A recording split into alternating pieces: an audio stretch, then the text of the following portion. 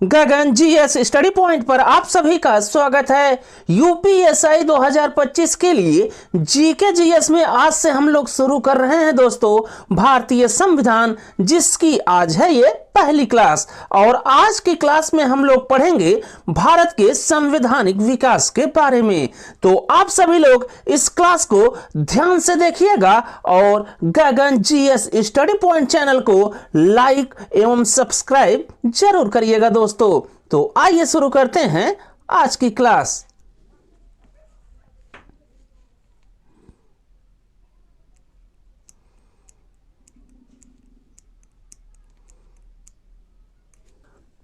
तो भारत का जो संवैधानिक विकास था वह एक सतत प्रक्रिया या कॉन्टिन्यूअस प्रोसेस था दोस्तों, जिसकी शुरुआत हुई थी रेगुलेटिंग एक्ट 1773 के साथ और समाप्त हुई 26 जनवरी 1950 को भारतीय संविधान के लागू होने के साथ।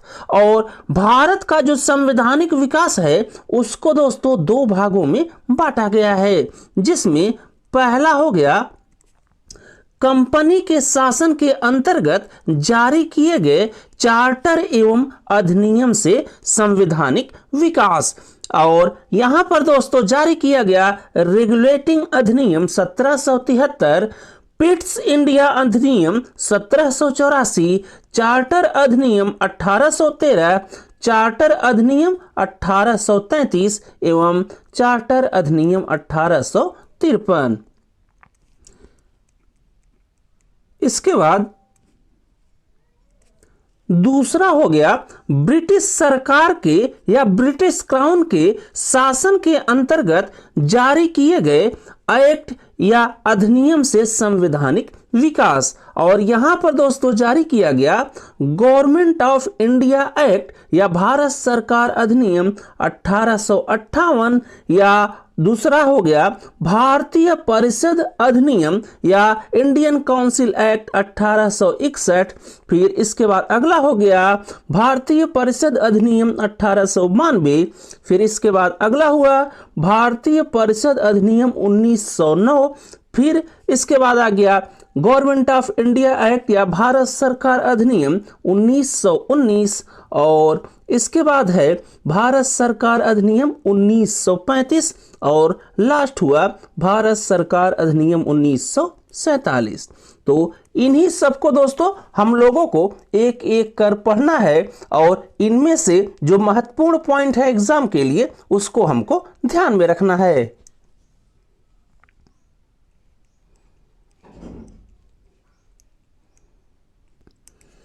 इसके बाद आप लोग सबसे पहला अधिनियम देखिए, रेगुलेटिंग अधिनियम 1773 या इसी को कहा जाता है रेगुलेटिंग एक्ट 1773।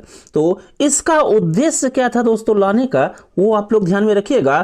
तो कंपनी अर्थात ब्रिटिश ईस्ट इंडिया कंपनी में जो भ्रष्टाचार और कुशासन व्याप्त था उसको दूर करने के लिए यह अधिनियम लाया गया और भारत में उसके अर्थात ब्रिटिश ईस्ट इंडिया कंपनी के क्षेत्रों पर ब्रिटिश संसद का नियंत्रण स्थापित हो जाए, इसके लिए भी यह अधिनियम लाया गया।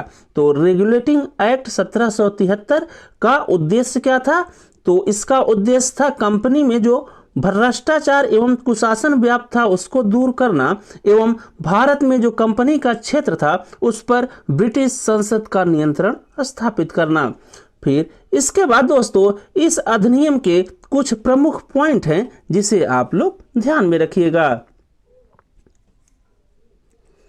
इसके बाद रेगुलेटिंग एक्ट 1773 से आप लोग पहला पॉइंट यह ध्यान में रखिएगा कि इस अधिनियम के द्वारा भारत में केंद्रीय प्रशासन या सेंट्रल एडमिनिस्ट्रेशन की शुरुआत हुई। फिर इसके बाद अगला पॉइंट आप लोग ध्यान में रखिएगा कि रेगुलेटिंग एक्ट 1773 के द्वारा जो गवर्नर ऑफ बंगाल या बंगाल के जो गवर्नर का पद था उसको बदल कर दिया गया गवर्नर जनरल ऑफ बंगाल या बंगाल के गवर्नर जनरल। और बंगाल के पहले गवर्नर जनरल हुए दोस्तों लॉर्ड वारेन हेस्टिंग। और यहाँ पर इनकी सहायता के लिए 4 सदस्यों वाली एक कार्यकारी परिषद का भी गठन हुआ। तो रेगुलेटिंग एक्ट 1773 के द्वारा गवर्नर ऑफ बंगाल या बंगाल के गवर्नर के पद को बदलकर कर दिया गया गवर्नर जनरल ऑफ बंगाल या बंगाल के गवर्नर जनरल। और बंगाल के पहले गवर्नर जनरल हुए लॉर्ड वेरेन हेस्टिंग, और लॉर्ड वेरेन हेस्टिंग की सहायता के लिए एक 4 सदस्यों वाली कार्यकारी परिषद का गठन हुआ। और जो बंगाल के गवर्नर जनरल थे दोस्तों, उनके अधीन कर दिया गया बंबई एवं मद्रास के गवर्नरों को। इसके पहले ये बंबई एवं मद्रास के जो गवर्नर थे, ये लोग दोस्तों इंडिपेंडेंट थे, अर्थात स्वतंत्र थे एक दूसरे के। लेकिन जब बंगाल के गवर्नर जनरल हुए लॉर्ड वेरेन हेस्टिंग, तब बंबई और मद्रास के जो गवर्नर थे उन लोगों को इनके अधीन कर दिया गया। फिर इसके बाद अगला पॉइंट आप लोग ध्यान में रखिएगा कि रेगुलेटिंग एक्ट 1773 के द्वारा कलकत्ता में उच्चतम न्यायालय या सुप्रीम कोर्ट की स्थापना हुई 1774 में। और यहाँ पर जो मुख्य न्यायाधीश या चीफ जस्टिस थे, उनका नाम था दोस्तों एलिजा इम्फे। फिर इसके बाद नेक्स्ट पॉइंट दोस्तों, रेगुलेटिंग एक्ट 1773 से आप लोग ध्यान में रखिएगा कि ब्रिटिश सरकार के द्वारा एक निकाय की नियुक्ति हुई दोस्तों, जिसका नाम है कोर्ट ऑफ डायरेक्टर। और इस नियुक्ति से कंपनी पर जो ब्रिटिश सरकार का नियंत्रण था वो और भी मजबूत या स्ट्रांग हो गया।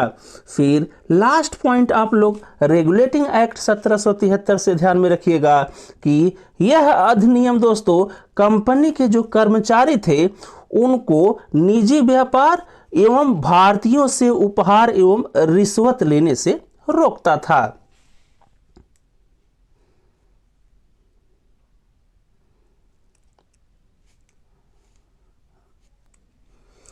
इसके बाद अगला अधिनियम या एक्ट आप लोग ध्यान में रखिएगा, एक्ट ऑफ सेटलमेंट, जो कि आया 1781 में। और यह अधिनियम लाया गया दोस्तों रेगुलेटिंग एक्ट 1773 की कमियां या खामियों को दूर करने के लिए। और यहां पर बस आप लोग एक पॉइंट ध्यान में रखिएगा कि इस अधिनियम के द्वारा गवर्नर जनरल ऑफ बंगाल या बंगाल के गवर्नर जनरल एवं उनकी काउंसिल या परिषद और कंपनी के कर्मचारी, इन सभी लोगों को दोस्तों उच्चतम न्यायालय या सुप्रीम कोर्ट के न्याय क्षेत्र या ज्यूरिसडिक्शन से बाहर रखा गया। तो किस मामले के लिए? तो राजस्व या रेवेन्यू से संबंधित मामलों के लिए।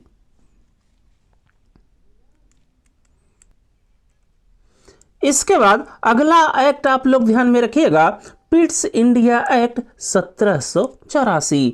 और पिट्स इंडिया एक्ट 1784 में पहला पॉइंट आपको ध्यान में रखना है कि इस एक्ट या अधिनियम से दोहरे प्रशासन या डबल गवर्नमेंट की शुरुआत हो गई भारत में, जिसमें जो कोर्ट ऑफ डायरेक्टर या इसी को बोलते हैं दोस्तों निदेशक मंडल, ये रखा गया दोस्तों वाणिज्यिक या कमर्शियल मामलों के लिए। और एक और निकाय की गठन की गई दोस्तों यहाँ पर, जिसका नाम हो गया बोर्ड ऑफ कंट्रोल या इसी को कहा गया हिंदी में नियंत्रण बोर्ड। और यह रखा गया राजनीतिक या पॉलिटिकल मामलों के लिए। तो पिट्स इंडिया एक्ट 1784 से भारत में दोहरे प्रशासन या डबल गवर्नमेंट की शुरुआत हुई, जिसमें जो कोर्ट ऑफ डायरेक्टर या जो निदेशक मंडल था वो रखा गया कॉमर्शियल या वाणिज्यिक मामलों के लिए, और बोर्ड ऑफ कंट्रोल या नियंत्रण बोर्ड यह रखा गया राजनीतिक या पॉलिटिकल मामलों के लिए। फिर पिट्स इंडिया एक्ट 1784 के द्वारा दोस्तों पहली बार जो कंपनी के अधीन क्षेत्र था भारत में, उसको ब्रिटिश अधिकृत भारत कहा गया।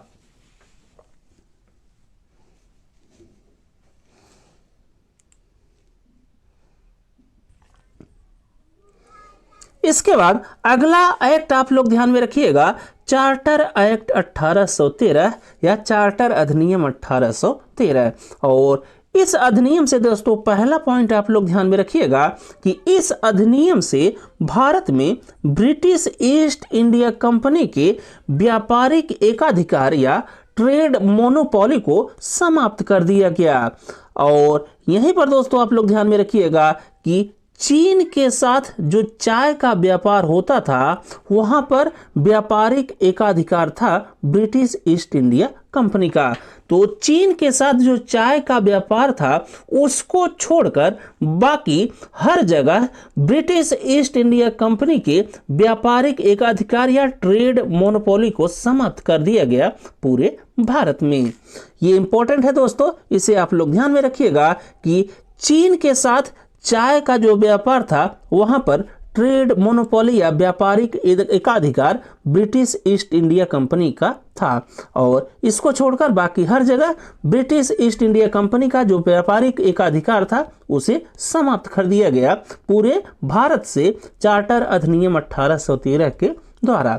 फिर अगला पॉइंट यहां से आप लोग ध्यान में रखिएगा कि चार्टर अधिनियम 1813 से विज्ञान और शिक्षा के प्रोत्साहन के लिए भारतीयों को दोस्तों 1 लाख प्रतिवर्ष देने का प्रावधान किया गया।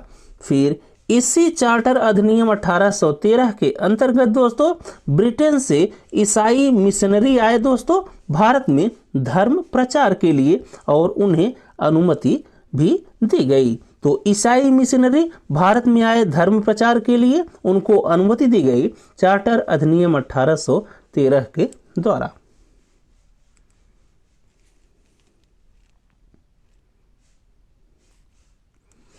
इसके बाद अगला अधिनियम आप लोग ध्यान में रखिएगा चार्टर अधिनियम 1833 या इसी को कहा जाता है चार्टर एक्ट 1833। और यह अधिनियम दोस्तों ब्रिटिश भारत के केंद्रीकरण या सेंट्रलाइजेशन की दिशा में एक निर्णायक कदम था। तो केंद्रीकरण या सेंट्रलाइजेशन की शुरुआत हुई थी दोस्तों रेगुलेटिंग एक्ट 1773 के साथ और इसका फाइनल स्टेप लिया गया या निर्णायक कदम लिया गया चार्टर अधिनियम 1833 के द्वारा। फिर इसके बाद दोस्तों चार्टर अधिनियम 1833 से एक पहला पॉइंट आप लोग ध्यान में रखिएगा कि इस अधिनियम के द्वारा गवर्नर जनरल ऑफ बंगाल के पोस्ट को बदल कर दिया गया गवर्नर जनरल ऑफ इंडिया और इंडिया के पहले गवर्नर जनरल हुए लॉर्ड विलियम बेंटिक। तो चार्टर अधिनियम 1833 के द्वारा जो बंगाल के गवर्नर जनरल थे उस पद को दोस्तों बदल कर दिया गया भारत के गवर्नर जनरल और भारत के पहले गवर्नर जनरल हुए लॉर्ड विलियम बेंटिक जिन्हें सभी सैन्य एवं नागरिक शक्तियां प्रदान की गई।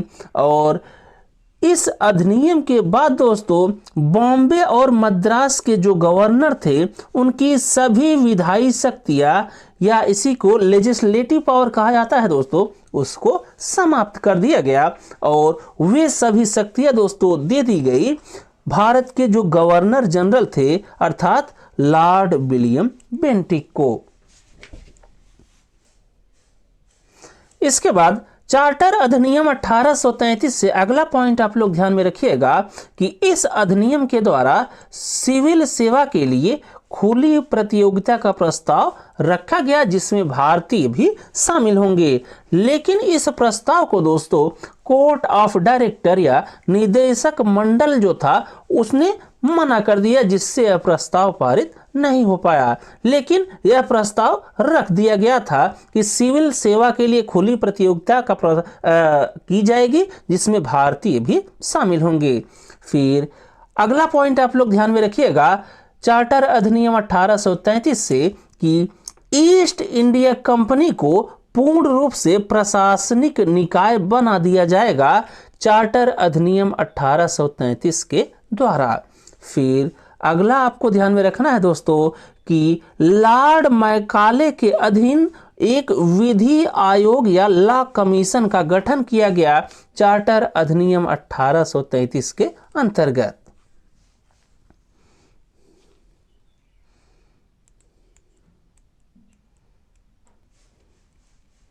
इसके बाद अगला अधिनियम आप लोग ध्यान में रखिएगा, चार्टर अधिनियम 1853। और इसमें पहला पॉइंट आप लोग ध्यान में रखिएगा दोस्तों कि इस अधिनियम से गवर्नर जनरल के कार्यकारी परिषद के विधायी एवं प्रशासनिक शक्तियों को पहली बार अलग किया गया और इसे दोस्तों भारत में संसदीय व्यवस्था का आरंभ माना जाता है। फिर अगला पॉइंट चार्टर अधिनियम 1853 से आप लोग ध्यान में रखिएगा कि इस अधिनियम से सिविल सेवा के लिए खुली प्रतियोगिता का प्रावधान रखा गया या किया गया, जिसमें भारतीय भी शामिल होंगे। फिर लास्ट पॉइंट दोस्तों चार्टर अधिनियम 1853 से आप लोग ध्यान में रखिएगा कि इस अधिनियम से केंद्रीय विधान परिषद में पहली बार स्थानीय प्रतिनिधित्व को भी शामिल किया गया, अर्थात केंद्रीय विधान परिषद में भारतीय भी शामिल होंगे।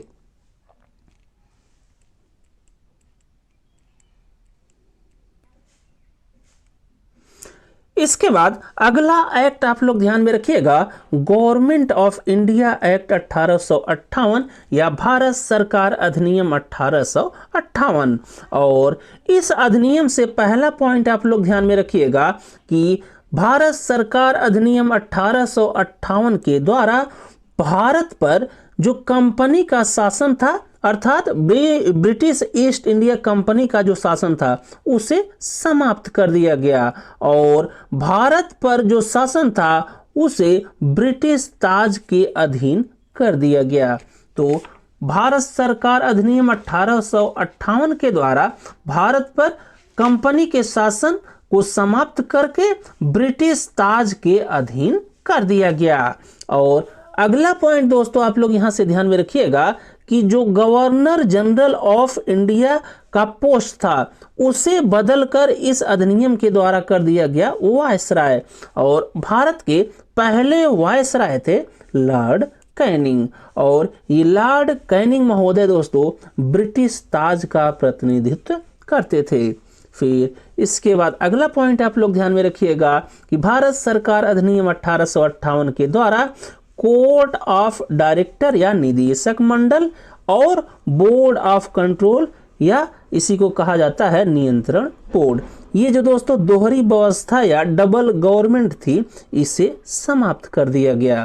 तो भारत सरकार अधिनियम 1858 के द्वारा कोर्ट ऑफ डायरेक्टर एवं बोर्ड ऑफ कंट्रोल की जो दोहरी व्यवस्था थी, जो डबल गवर्नमेंट थी, उसे समाप्त कर दिया गया। इसके बाद इस अधिनियम से लास्ट पॉइंट आप लोग ध्यान में रखिएगा कि इस अधिनियम के द्वारा भारत के राज्य सचिव या secretary of state for India के पद का सृजन किया गया।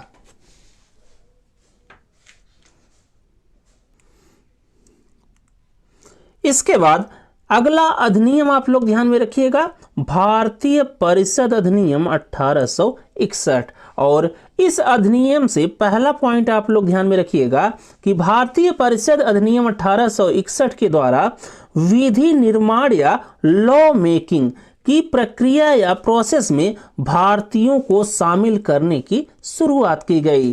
तो विधि निर्माण की प्रक्रिया में भारतीयों को शामिल करने की शुरुआत हुई भारतीय परिषद अधिनियम 1861 के द्वारा। फिर अगला पॉइंट आपको ध्यान में रखना है कि इस अधिनियम से भारत में विकेंद्रीयकरण की शुरुआत हुई या डिसेंट्रलाइजेशन की शुरुआत हुई और इसी क्रम में दोस्तों बॉम्बे और मद्रास के जो गवर्नर थे उन्हें विधायी शक्तियां दी गई या उनकी जो विधायी शक्तियां या लेजिस्लेटिव पावर थी उसे बहाल किया गया। फिर इसके बाद आप लोग ध्यान में रखिएगा कि भारत में पोर्टफोलियो प्रणाली या पोर्टफोलियो सिस्टम की शुरुआत की गई लॉर्ड कैनिंग के द्वारा, जो उस समय के वायसराय थे। और इसी अधिनियम के द्वारा जो वायसराय होते थे वो दोस्तों अध्यादेश या ऑर्डिनेंस जारी कर सकते थे या वायसराय को अध्यादेश या ऑर्डिनेंस जारी करने की शक्ति दी गई। और जो ऐसे अध्यादेश या ऑर्डिनेंस होते थे उनकी जो वैधता होती थी वो होती थी 6 मंथ। ये बात आप लोग ध्यान में रखिएगा। तो पोर्टफोलियो प्रणाली की शुरुआत की गई लॉर्ड कैनिंग के द्वारा, और ये शुरुआत हुई दोस्तों भारतीय परिषद अधिनियम 1861 के अंतर्गत। और इसी अधिनियम के अंतर्गत दोस्तों भारत में जो वायसराय थे उन्हें अध्यादेश या ऑर्डिनेंस जारी करने की शक्ति भी प्रदान की गई, और इस प्रकार के जो अध्यादेश होते थे उनकी वैधता होती थी कुल 6 महीने। फिर इस अधिनियम से अगला पॉइंट आप लोग ध्यान में रखिएगा कि इस अधिनियम के द्वारा बंगाल, पंजाब और उत्तर पश्चिम प्रांत में विधान परिषद का गठन भी किया गया।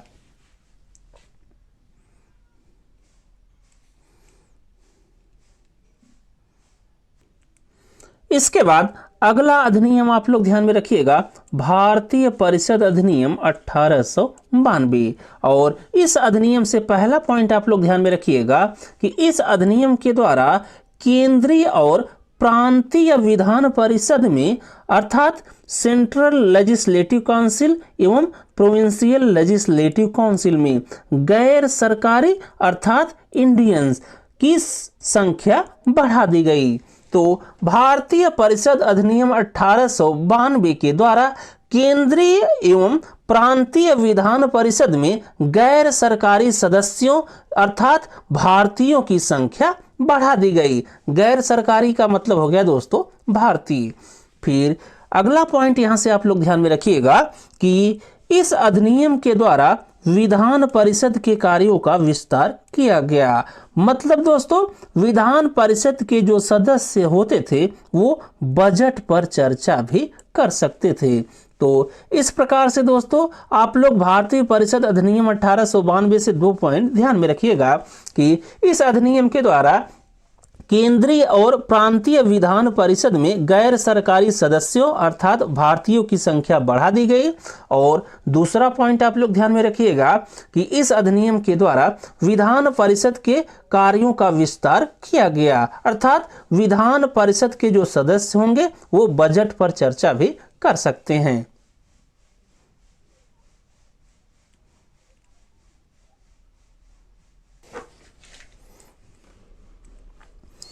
इसके बाद अगला अधिनियम आप लोग ध्यान में रखिएगा भारतीय परिषद अधिनियम 1909, और इस अधिनियम को दोस्तों मॉर्ले मिंटो सुधार अधिनियम भी कहा जाता है। और इस अधिनियम से पहला पॉइंट आपको ध्यान में रखना है कि इस अधिनियम के द्वारा केंद्रीय एवं प्रांतीय विधान परिषदों में जो सदस्यों की संख्या थी उसे बढ़ा दी गई।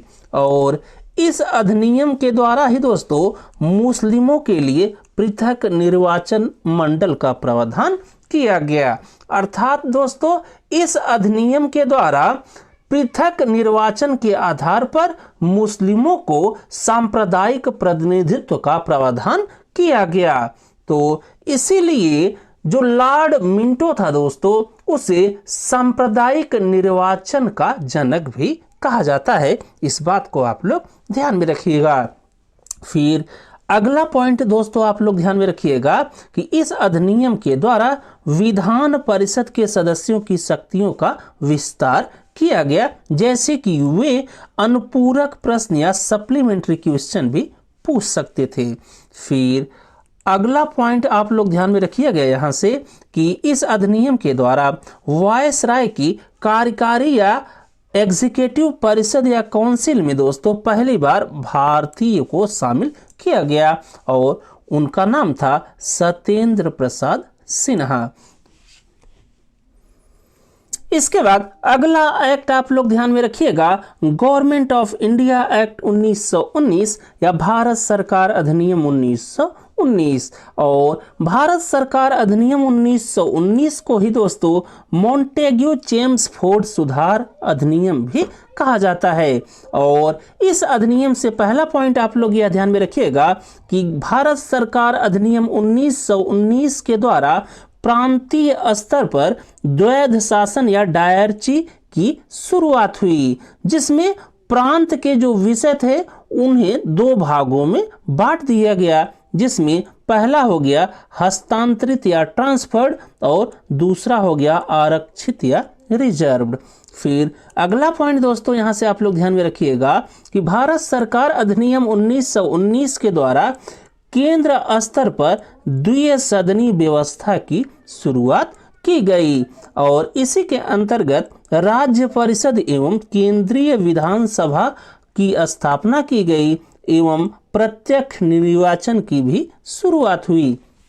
तो भारत सरकार अधिनियम 1919 को मॉन्टेग्यू चेम्सफोर्ड सुधार भी कहा जाता है और इस अधिनियम के द्वारा प्रांतीय स्तर पर द्वैध शासन या डायरची की शुरुआत हुई, जिसमें प्रांत के जो विषय थे उन्हें दो भागों में बांट दिया गया, जिसमें पहला हो गया हस्तांतरित या ट्रांसफर्ड और दूसरा हो गया आरक्षित या रिजर्व।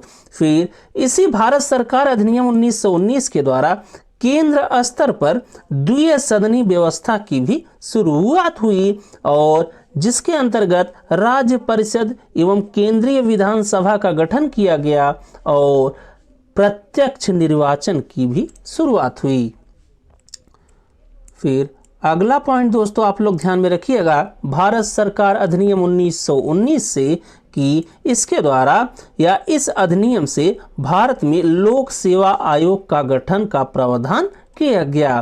फिर अगला पॉइंट इस अधिनियम से आप लोग ध्यान में रखिएगा कि भारत सरकार अधिनियम 1919 के द्वारा भारत में पहली बार केंद्रीय बजट से राज्य बजट को अलग किया गया। तो भारत सरकार अधिनियम 1919 के द्वारा भारत में पहली बार केंद्रीय बजट से राज्य बजट को अलग कर दिया गया। फिर अगला पॉइंट आपको ध्यान में रखना है कि इस अधिनियम से पृथक निर्वाचन मंडल का विस्तार किया गया और जिसमें सिख, भारतीय ईसाइयों, आंग्ल भारतीयों एवं यूरोपियों को भी दोस्तों पृथक निर्वाचन मंडल का अधिकार दे दिया गया सांप्रदायिक प्रतिनिधित्व के आधार पर। फिर इस भारत सरकार अधिनियम 1919 से लास्ट पॉइंट आप लोग ध्यान में रखिएगा कि इस अधिनियम से वैधानिक आयोग का भी गठन किया गया।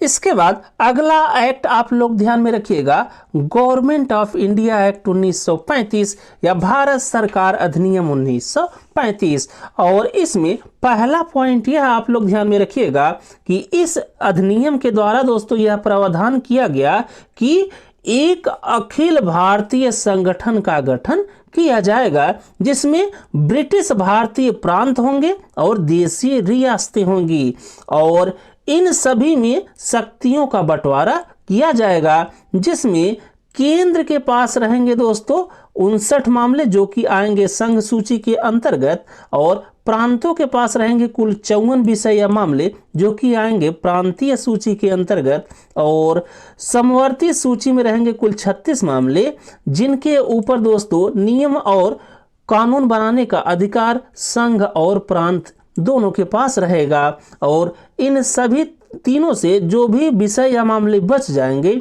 उस पर अधिकार बनाने का अधिकार किसके पास रहेगा, तो वो रहेगा वायसराय के पास। लेकिन दोस्तों यहाँ पर एक बात आप लोग ध्यान में रखिएगा कि ये जो अखिल भारतीय संघ का गठन होना था भारत सरकार अधिनियम 1935 के द्वारा ये कभी बन नहीं पाया, क्योंकि इस संगठन में दोस्तों जो कि था अखिल भारतीय संघ, इसमें कभी भी देशी रियासतें शामिल नहीं हुई, इसलिए इसका गठन नहीं हो पाया। इसके बाद अगला पॉइंट आप लोग ध्यान में रखिएगा कि भारत सरकार अधिनियम 1935 के द्वारा डायरची या दोहरी शासन व्यवस्था को दोस्तों प्रांतों से समाप्त कर दिया गया और केंद्र में डायरची या दोहरी शासन व्यवस्था लागू कर दी गई। तो इस बात को आप लोग ध्यान में रखिएगा कि भारत सरकार अधिनियम 1935 के द्वारा डायरची या दोहरी शासन व्यवस्था को प्रांतों से समाप्त करके केंद्र में लागू कर दिया गया था और प्रांतों में दोस्तों प्रांतीय स्वायत्तता या प्रोविंशियल ऑटोनॉमी प्रदान की गई और प्रांतीय स्तर पर द्विसदनी व्यवस्था भी लागू की गई। इसके बाद भारत सरकार अधिनियम 1935 से अगला पॉइंट आप लोग ध्यान में रखिएगा कि इस अधिनियम से भारतीय रिजर्व बैंक की स्थापना की गई एवं संघीय न्यायपालिका का गठन भी किया गया। फिर अगला पॉइंट आप लोग ध्यान में रखिएगा इस अधिनियम से कि इस अधिनियम के द्वारा पृथक निर्वाचन मंडल का विस्तार किया गया, जिसमें दलितों, महिलाओं एवं मजदूरों को दोस्तों पृथक निर्वाचन मंडल या सांप्रदायिक प्रतिनिधित्व का अधिकार दिया गया।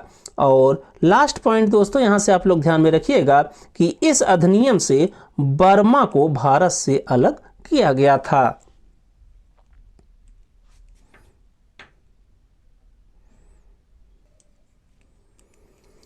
इसके बाद अगला और लास्ट अधिनियम आप लोग ध्यान में रखिएगा, भारतीय स्वतंत्रता अधिनियम 1947। और इसमें पहला पॉइंट आप लोग ध्यान में रखिएगा कि वायसराय एवं secretary of state for India के पद को दोस्तों समाप्त कर दिया गया भारतीय स्वतंत्रता अधिनियम 1947 के द्वारा।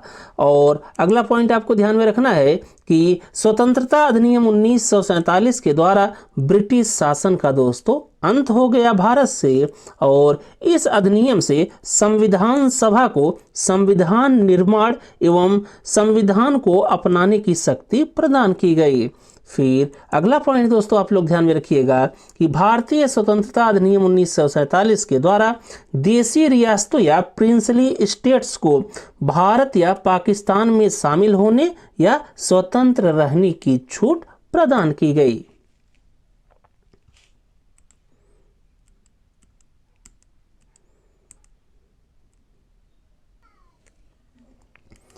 इसके बाद दोस्तों आप लोग ध्यान में रखिएगा संविधान सभा एवं निर्माण से संबंधित कुछ महत्वपूर्ण तथ्यों को जहां से एग्जाम में क्वेश्चन पूछ लिए जाते हैं। तो इसमें पहला पॉइंट आप लोग ध्यान में रखिएगा कि संविधान सभा या कॉन्स्टिट्यूएंट असेंबली की मांग पहली बार की गई 1934 में एम.एन. रॉय जी के द्वारा। तो संविधान सभा की मांग दोस्तों पहली बार की गई थी एम.एन. रॉय जी के द्वारा 1934 में, जो कि एक कम्युनिस्ट लीडर थे। फिर इसके बाद अगला पॉइंट आप लोग ध्यान में रखिएगा, आईएनसी या इंडियन नेशनल कांग्रेस के द्वारा दोस्तों पहली बार कॉन्स्टिट्यूएंट असेंबली की मांग की गई 1938 में। फिर अगस्त प्रस्ताव आया दोस्तों 1940 में, और इस अगस्त प्रस्ताव के अंतर्गत कॉन्स्टिट्यूएंट असेंबली की मांग को दोस्तों अंग्रेजों के द्वारा स्वीकार कर लिया गया था। तो संविधान सभा की मांग पहली बार की गई एम.एन. रॉय जी के द्वारा 1934 में। फिर आईएनसी या इंडियन नेशनल कांग्रेस के द्वारा दोस्तों पहली बार आधिकारिक तौर पर कॉन्स्टिट्यूएंट असेंबली की मांग की गई 1938 में, और इसी मांग को दोस्तों अंग्रेजों ने स्वीकार कर लिया 1940 में, जिसे कहा जाता है अगस्त प्रस्ताव। फिर इसके बाद दोस्तों आप लोग यहीं पर ध्यान में रखिएगा कि क्रिप्स प्रस्ताव आया दोस्तों 1942 में, और वेवेल योजना ये दोस्तों हुई 1945 में, और शिमला सम्मेलन ये हुआ था 1945 में। ये सभी दोस्तों इसी क्रम में हैं, और यहाँ से एग्जाम में क्वेश्चन आ सकता है क्रोनोलॉजी वाला। तो आप लोग इन सभी को ध्यान में रखिएगा कि अगस्त प्रस्ताव हुआ 1940 में सबसे पहले, फिर उसके बाद आया क्रिप्स प्रस्ताव 1942 में, फिर इसके बाद आया वेवेल योजना 1945 में, और शिमला सम्मेलन 1945 में हुआ था।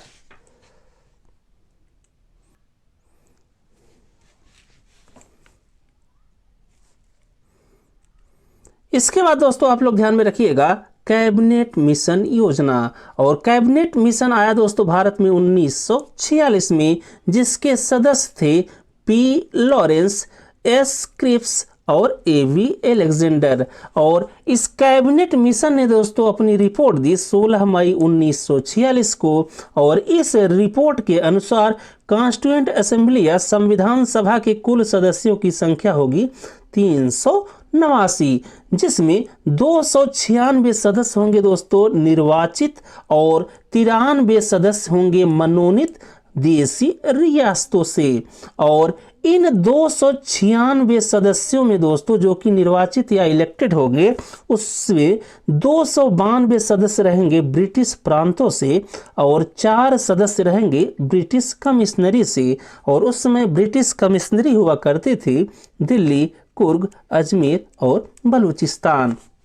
तो कैबिनेट मिशन प्लान आया भारत में 1946 में दोस्तों, और इसके सदस्य थे पी लॉरेंस, एस क्रिप्स और ए वी एलेक्जेंडर। और इस कैबिनेट मिशन ने अपनी रिपोर्ट दी 16 मई 1946 को। और इस रिपोर्ट के अनुसार कैबिनेट कॉन्स्टिट्यूएंट असेंबली या संविधान सभा के कुल सदस्यों की संख्या होनी चाहिए कितनी, 389, जिसमें 296 सदस्य होंगे निर्वाचित और इन 296 में 292 सदस्य होंगे ब्रिटिश प्रांतों से और 4 सदस्य होंगे ब्रिटिश कमिश्नरी से, जिसमें उसमें ब्रिटिश कमिश्नरी थी दिल्ली, कुर्ग, अजमेर और बलूचिस्तान। बाकी 93 सदस्य दोस्तों नॉमिनेट या मनोनीत होंगे देशी रियासतों या प्रिंसली स्टेट से। फिर इसके बाद आप लोग ध्यान में रखिएगा संविधान सभा के सदस्यों का चुनाव हुआ जुलाई 1946 में। और ये जो चुनाव था दोस्तों ये था अप्रत्यक्ष एवं अनुपातिक प्रतिनिधित्व की एकल संक्रमणीय मत पद्धति के द्वारा। तो संविधान सभा के सदस्यों का चुनाव हुआ जुलाई 1946 में और संविधान सभा के सदस्यों का जो निर्वाचन था वो था अप्रत्यक्ष एवं अनुपातिक प्रतिनिधित्व की एकल संक्रमणीय मत पद्धति के द्वारा। और कॉन्स्टिट्यूएंट असेंबली या संविधान सभा का एक सदस्य दोस्तों 10 लाख लोगों को रिप्रेजेंट करेगा, ये प्रावधान था। फिर अंतरिम सरकार का गठन हुआ दोस्तों 24 अगस्त 1946 में जवाहरलाल नेहरू जी के नेतृत्व में। इस बात को आप लोग ध्यान में रखिएगा।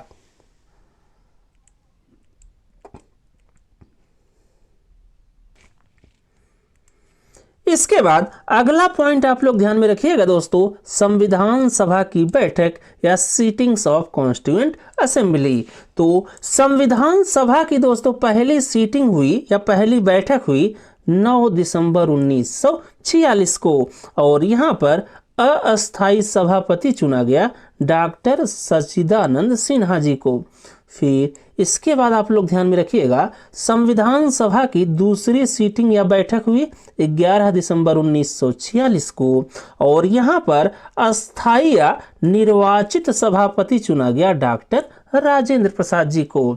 फिर इसके बाद दोस्तों आप लोग ध्यान में रखिएगा यहीं पर कि स्वतंत्रता के बाद कॉन्स्टिट्यूएंट असेंबली या संविधान सभा का अध्यक्ष चुना गया था डॉक्टर राजेंद्र प्रसाद जी को और कॉन्स्टिट्यूएंट असेंबली का उपाध्यक्ष नियुक्त किया गया था H.C. मुखर्जी जी को। ये दोनों बातें की गई थी दोस्तों स्वतंत्रता के बाद। और इसके बाद आपको ध्यान में रखना है उद्देश्य प्रस्ताव। ये दोस्तों लाया गया जवाहरलाल नेहरू जी के द्वारा 13 दिसंबर 1946 को।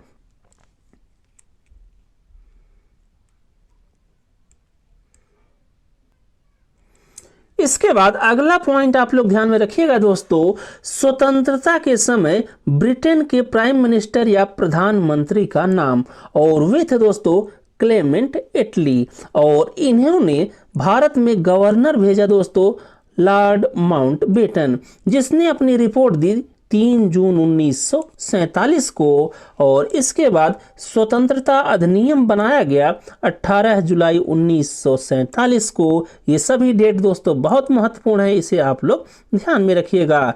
तो स्वतंत्रता के समय ब्रिटेन के प्रधानमंत्री थे क्लेमेंट एटली जिन्होंने गवर्नर भेजा लॉर्ड माउंटबेटन को और लॉर्ड माउंटबेटन ने अपनी रिपोर्ट दी 3 जून 1947 को।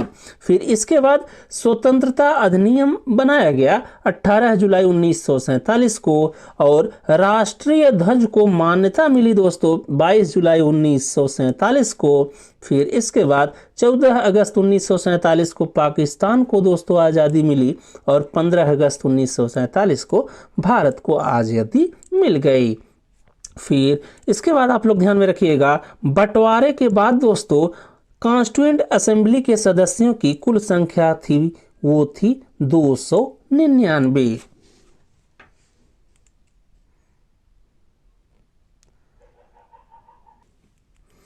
इसके बाद अगला महत्वपूर्ण पॉइंट दोस्तों आप लोग ध्यान में रखिएगा, प्रारूप समिति या ड्राफ्टिंग कमेटी, जिसे मसौदा समिति भी कहा जाता है, और इसका गठन हुआ था 29 अगस्त 1947 को। और प्रारूप समिति या ड्राफ्टिंग कमेटी के अध्यक्ष थे दोस्तों डॉक्टर भीमराव अंबेडकर जी, और डॉक्टर भीमराव अंबेडकर जी को दोस्तों भारतीय संविधान का जनक भी कहा जाता है।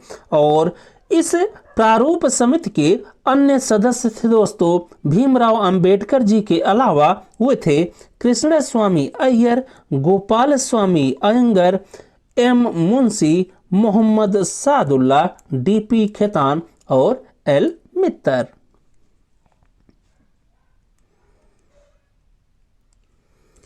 इसके बाद अगला पॉइंट दोस्तों आप लोग ध्यान में रखिएगा कि भारतीय संविधान या इंडियन कॉन्स्टिट्यूशन को कॉन्स्टिट्यूएंट असेंबली या संविधान के द्वारा अपनाया गया 26 नवंबर 1949 को।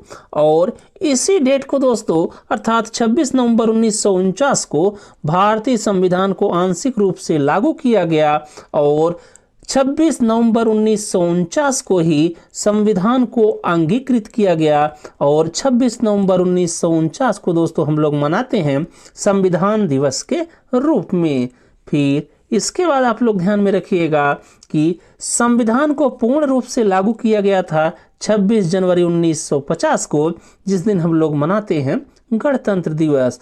और इसके बाद दोस्तों आपको ध्यान में रखना है, अशोक द्वारा सारनाथ में स्थापित सिंह स्तंभ को राष्ट्रीय चिन्ह के रूप में मान्यता मिली थी। ये बात भी दोस्तों आप लोग ध्यान में रखिएगा। फिर एक डेट दोस्तों आप लोग ध्यान में रखिएगा, 24 जनवरी 1950। इस दिन दोस्तों बहुत प्रमुख घटनाएं हुई थी। तो 24 जनवरी 1950 को संविधान सभा का अंतिम सत्र आयोजित किया गया दोस्तों, और इसी दिन कॉन्स्टिट्यूएंट असेंबली या संविधान सभा के अध्यक्ष के रूप में चुना गया था डॉक्टर राजेंद्र प्रसाद जी को। फिर अगला पॉइंट आप लोग ध्यान में रखिएगा कि 24 जनवरी 1950 को ही कॉन्स्टिट्यूएंट असेंबली के द्वारा चुने गए भारत के पहले राष्ट्रपति थे डॉक्टर राजेंद्र प्रसाद जी। फिर 24 जनवरी 1950 को ही दोस्तों राष्ट्रगान के रूप में अपनाया गया जनगण मन को, जिसे लिखा था रविंद्रनाथ टैगोर जी ने। और 24 जनवरी 1950 को ही राष्ट्रगीत के रूप में अपनाया गया वंदे मातरम को, जिसे लिखा गया बंकिम चंद्र चटर्जी जी के द्वारा।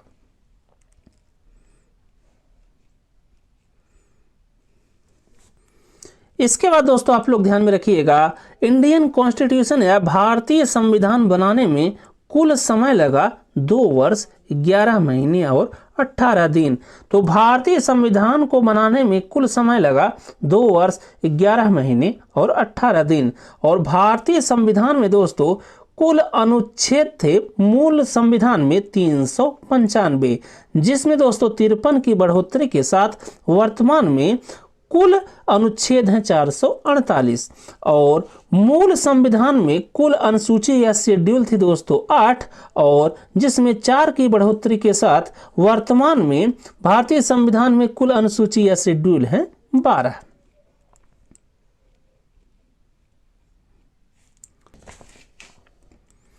इसके बाद नोट्स में दोस्तों आप लोग ध्यान में रखिएगा कि भारतीय संविधान में संसदीय शासन प्रणाली का प्रावधान है, जो संरचना में संघीय है तथा इसमें कुछ एकात्मक विशेषताएं भी हैं। तो भारतीय संविधान में संसदीय शासन प्रणाली का प्रावधान है जो कि संरचना में संघीय है एवं इसमें कुछ एकात्मक विशेषताएं भी हैं। तो भारतीय संविधान की कुछ एकात्मक विशेषताएं आप लोग ध्यान में रखिएगा, जहां से एग्जाम में क्वेश्चन पूछा जाता है कि कौन सी विशेषता एकात्मक है भारतीय संविधान की और कौन सी संघीय है। तो भारतीय संविधान की कुछ एकात्मक विशेषताएं हैं, जैसे अखिल भारतीय सेवाएं, सशक्त केंद्र, राज्यों में राज्यपालों की नियुक्ति केंद्र सरकार के द्वारा जो की जाती है वो, प्रतिनिधित्व में असमानता, आपातकालीन प्रावधान जो कि केंद्र सरकार के पास दोस्तों ये शक्ति है कि वो कब आपातकाल लगाएगा, और लास्ट है संविधान न तो लचीला अर्थात नम्य और न ही कठोर अर्थात अनम्य है। ये सभी विशेषता दोस्तों संविधान की एकात्मक विशेषताएं हैं। फिर इसके बाद आप लोग संविधान की कुछ संघीय व्यवस्था की जो विशेषताएं हैं उसे भी ध्यान में रखिएगा। तो भारतीय संविधान की जो संघीय व्यवस्था है उसे लिया गया है कनाडा से, जिसे हम लोग अगली क्लास में डिस्कस करेंगे कि भारतीय संविधान में कौन कौन सी व्यवस्था कहाँ कहाँ से ली गई है। फिलहाल आप लोग यह चीज जानिएगा कि भारतीय संविधान में जो संघीय व्यवस्था है वो ली गई है कनाडा से, और जो संघीय विशेषताएं हैं वो हैं दोस्तों संविधान की सर्वोच्चता। ये एक संघीय व्यवस्था है भारतीय संविधान की। और अगला पॉइंट आप लोग ध्यान में रखिएगा कि संविधान के द्वारा केंद्रीय सरकार और इकाइयों की सरकारों में शक्तियों का जो विभाजन किया गया वो भी एक संघीय व्यवस्था है। फिर अगला है लिखित एवं कठोर संविधान। फिर इसके बाद है स्वतंत्र उच्चतम न्यायालय, और अगला है दोस्तों दोहरी शासन व्यवस्था, और लास्ट आप लोग ध्यान में रखिएगा संघीय व्यवस्था की विशेषता में जो कि है द्वितीय सदनी व्यवस्था। इसके बाद एक फैक्ट दोस्तों आप लोग नोट्स में ध्यान में रखिएगा कि 1925 में केंद्रीय विधानसभा के प्रथम अध्यक्ष बने थे विट्ठल भाई पटेल जी।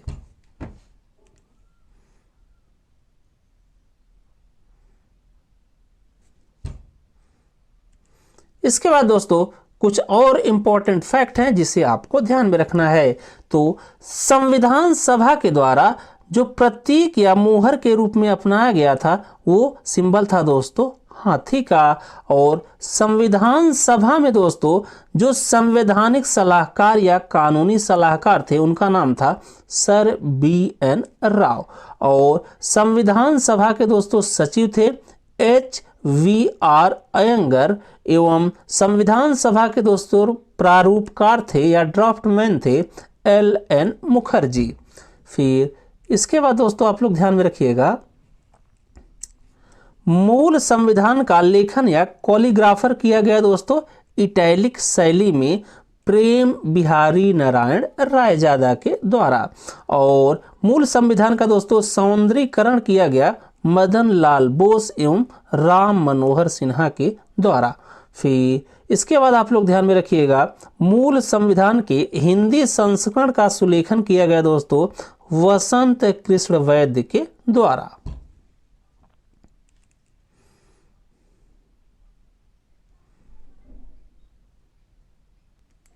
इसके बाद दोस्तों आप लोग संविधान सभा की कुछ समितियां थी जिनका नाम आप लोग ध्यान में रखिएगा। तो संविधान सभा की प्रमुख एवं बड़ी समितियां थी दोस्तों कुल 8, जिसमें एक हो गया संघ शक्ति समिति, फिर इसके बाद है संघीय संविधान समिति और राज्यों के लिए समिति जो कि राज्यों से समझौता कराने वाली थी। इन तीनों के जो सभापति थे वो थे दोस्तों पंडित जवाहरलाल नेहरू जी। तो संघ शक्ति समिति, संघीय संविधान समिति एवं राज्यों के लिए समिति जो कि राज्यों से समझौता कराती थी, इन सभी के सभापति या अध्यक्ष थे पंडित जवाहरलाल नेहरू जी। फिर इसके बाद दोस्तों आप लोग ध्यान में रखिएगा प्रांतीय संविधान समिति और मूल अधिकारों, अल्पसंख्यकों एवं जनजाति तथा बहिष्कृत क्षेत्रों के सलाहकार समिति, इन दोनों के दोस्तों सभापति या अध्यक्ष थे सरदार वल्लभ भाई पटेल जी।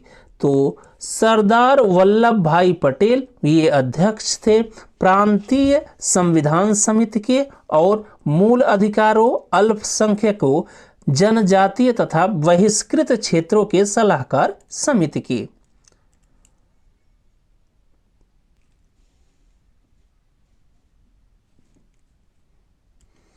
इसके बाद अगली समिति आप लोग ध्यान में रखिएगा जो कि प्रमुख समिति है, वो है प्रारूप समिति। और प्रारूप समिति के अध्यक्ष थे डॉक्टर भीमराव अंबेडकर जी। फिर अगला आप लोग ध्यान में रखिएगा प्रक्रिया नियम समिति एवं संचालन समिति, और इन दोनों समितियों के सभापति या अध्यक्ष थे डॉक्टर राजेंद्र प्रसाद जी। फिर लघु समिति थी दोस्तों कुल 15, जिसमें 2 आप लोग ध्यान में रखिएगा, और ये हैं वित्त एवं स्टाफ समिति, जिसके अध्यक्ष थे डॉक्टर राजेंद्र प्रसाद जी, एवं भाषाई प्रांतों से संबंधित जो समिति थी उसके अध्यक्ष थे S.K. डॉर। तो बस दोस्तों इस क्लास में इतना ही। अगर हमारी ये क्लास आपको अच्छी लगी हो तो आप सभी दोस्त इस क्लास को जम के लाइक, शेयर और सब्सक्राइब करिएगा। थैंक यू दोस्तों, मिलते हैं अगली क्लास में।